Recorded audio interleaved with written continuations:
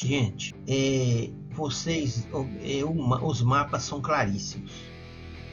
As tabelas. Região norte, centro-oeste são menor expectativa de vida. Isso tem desde a explicação política, tá certo? E até a concentração de renda. Lá, norte e centro-oeste é só a matriz do agronegócio. Não tem por que ter dúvida quanto a isso, Cipriano. Não tem. Isso aí é uma questão básica. Há uma concentração de renda, há uma concentração de renda, inclusive feudal, assim por dizer, tá certo?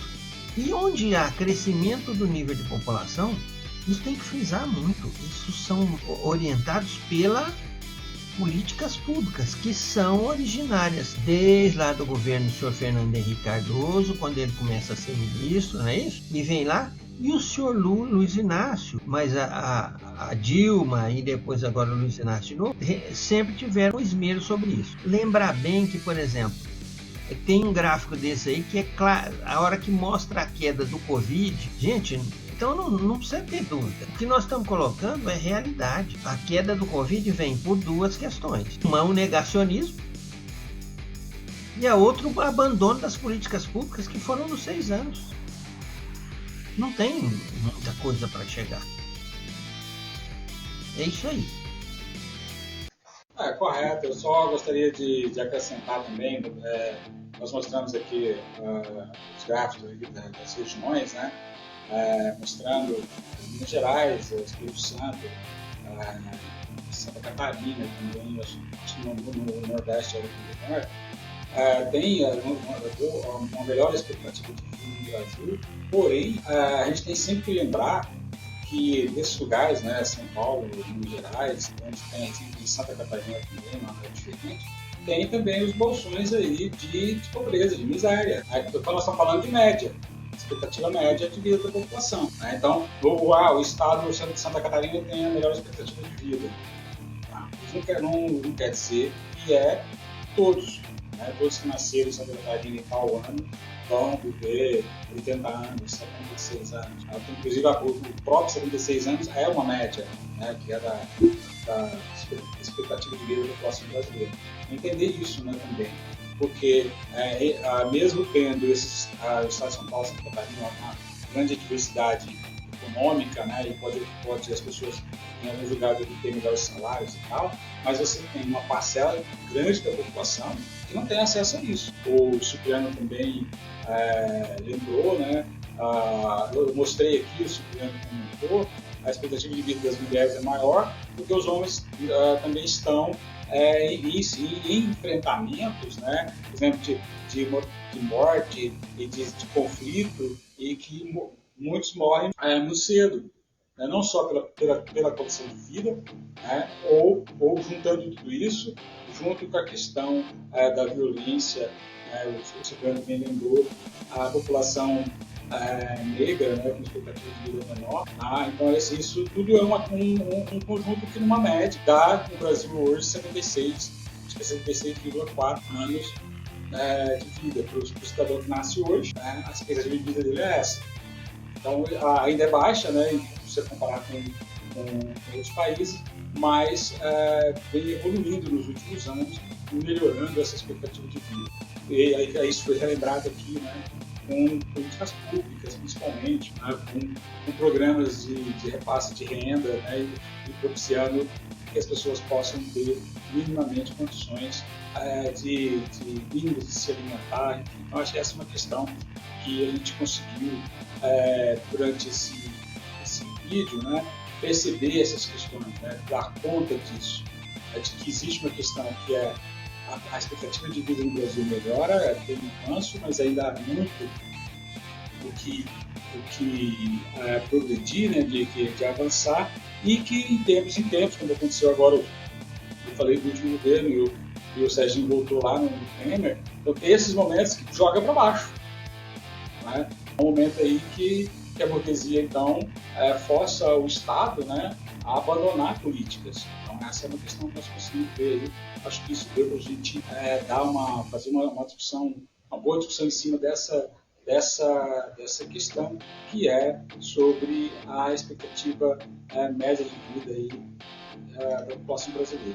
Bom, para encerrar aqui, Cipriano, você pode ter mais alguma questão para colocar, né? Já faz aí as suas considerações finais.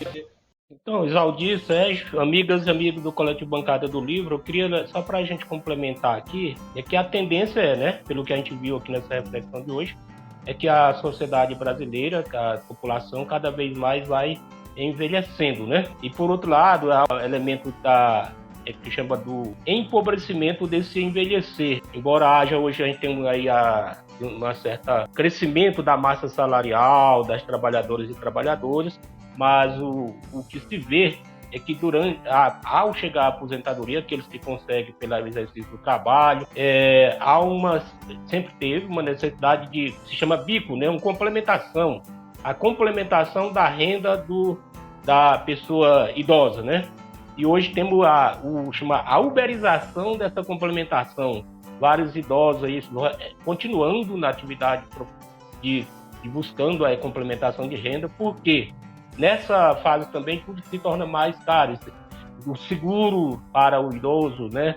O plano de saúde para o idoso. Então, para esse que tem esses acessos, entra para a uberização. Daí que a necessidade do que nós podemos encerrar, né? É de ter uma implementação. Já temos algumas estruturas jurídicas, como o Estatuto da Pessoa Idosa, né? Que traz alguns direitos, mas aqui tem um pacto nacional entre os entes federativos, que é a União, Estados e Municípios, no sentido de criar condições de qualidade de vida para essa população, lazer, acessibilidade, moradia, entre outros elementos, né?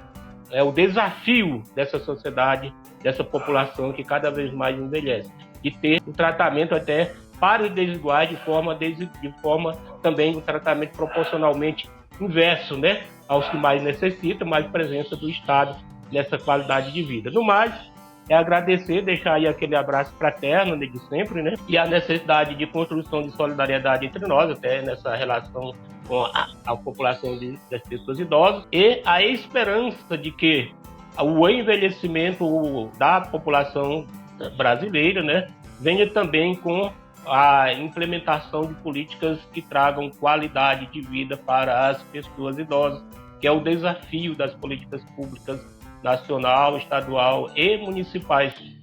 Perfeito. Serginho, você também pode fazer aí algumas considerações que você acha que merece ser acrescentada aí e também já despedir aí do pessoal, Serginho.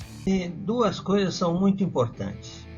Uma que nós deixamos passar, que é a função do Sistema Único de Saúde. É o melhor sistema de saúde do mundo, sem brincar. Não precisa nem tocar. É o melhor. E no governo do senhor Luiz Inácio, que o senhor, esse cidadão que foi presidente aí, mais o outro lá, o Nanico, tal de Temer, destruíram, que era um sistema que funcionava azeitadinho, que era a farmácia popular. Eles destruíram 6 anos. Agora, para retomar, é um negócio maluco. Tem só lembrar que, por exemplo, que um laboratório que produzia remédio em Pernambuco ia simplesmente fechar. Agora já foi reaberto. Então, assim, essa questão é de fundamental importância, certo? O Sistema Único de Saúde, que ajuda na expectativa de vida. E a segunda questão é como é que a gente encara o idoso. Quem é o idoso? O idoso é o poupador? O idoso é o investidor? Não. O idoso é o consumidor, que recebe o seu recurso e gasta tudo no consumo. Então, quando você remunera o idoso é um motor também da economia. Pensando numa economia que a arrecadação de imposto é 40%, ou seja, o Estado só enfia 60% da mão dele, que 40% o governo pega para trás. Então, esses dados de fator econômico são muito importantes. Só que isso não é debatido, não se conversa. Então, cada vez que você aposenta um idoso, você transforma ele em consumidor.